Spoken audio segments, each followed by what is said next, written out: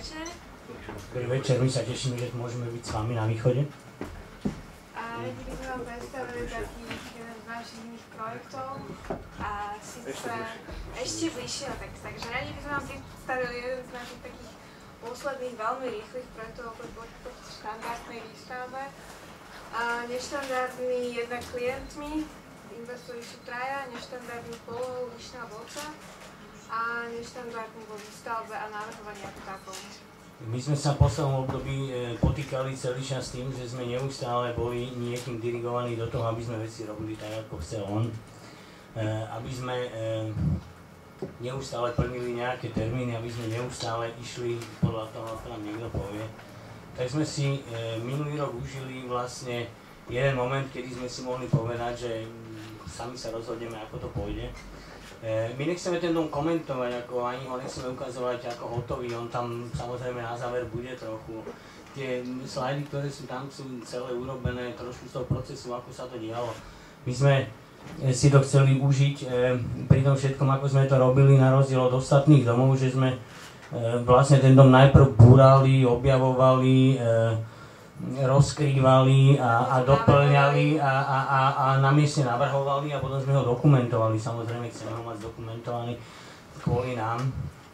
Bol to dom, ktorý je to 300-ročná horáreň vlastne na Vyšnej Boci, je tam počet obyvateľov dneska na tej Vyšnej Boci nejakých 120-130 podľa posledného ščítania ľudí a gro tej krásnej obce, ktorá je tam, tvoria vlastne chátar. My sme kúpili objekt, ktorý je úplne v centre mesta, v centre dediny.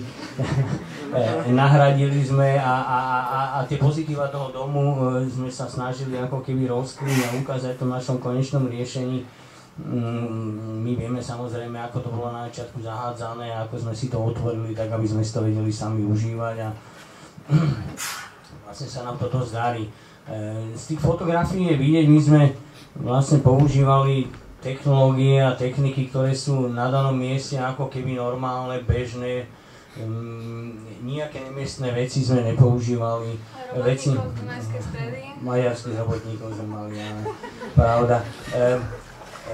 Všetky veci, ktoré sme z toho domu vybrali, sme sa snažili v tom dome znovu umiestniť. My sme samozrejme, bude to tam vidieť na niektorých záberoch, my sme pracovali s dverami, ktoré tam boli, dokonca s dverami z polky dediny, ešte sme ich tam nosili, prirovnávali, pracovali s nimi.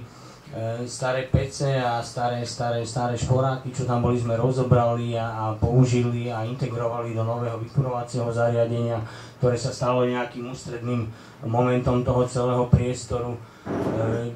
Klenby, ktoré boli v tom prednom nejakom murovanom, v tej murovanej časti objektu, na ktorej stála tá čierna peca, obrovský komín, tak tie sme chceli ako keby dostať dovnútra, do interiéru domu, tak sme tam trošku so železom pracovali, potom sme samozrejme farbili a trošku samozrejme tých takých nejakých nových inšpirácií aj zvonku, aj dokonca miestnych, ktoré už ako keby sa v tej časti sveta zabudli, tak sme chceli rozkryť a chceli ukázať, ako nič sme tam ako keby nekašírovali, lampy zo 70 rokov tam ostali, staré peterky tam ostali, povkladali sa veci, staré obklady drevené sa ponatierali a samozrejme tak ako každý investor, ktorý musí riešiť niečo za peniaze, snažili sme sa, aby to veľa nestálo, no samozrejme to sa nikdy nepodarí, lebo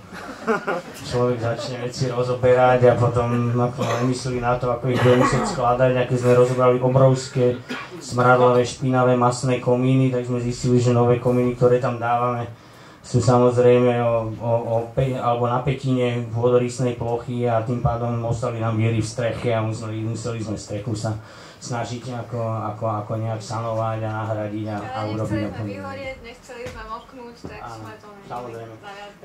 Tieto napríklad tieto lustre, to je stará horáreň, ktorá tam bola, to sú všetko pôvodné veci, ktoré sme pospájali s novými záležitosťami, ktoré sme tam povkladali a dokončili sme to týždeň pred Vianocami a od tej doby tam bolo snáď 80 kamarátov, sa tam vystriedalo a pili sme tam samozrejme strašne veľa, boli sme tam s obsami a s deťmi a podobne, takže... Boli konkurenciu beťarov, miestnej krčme. Áno, miestnej krčme, takže...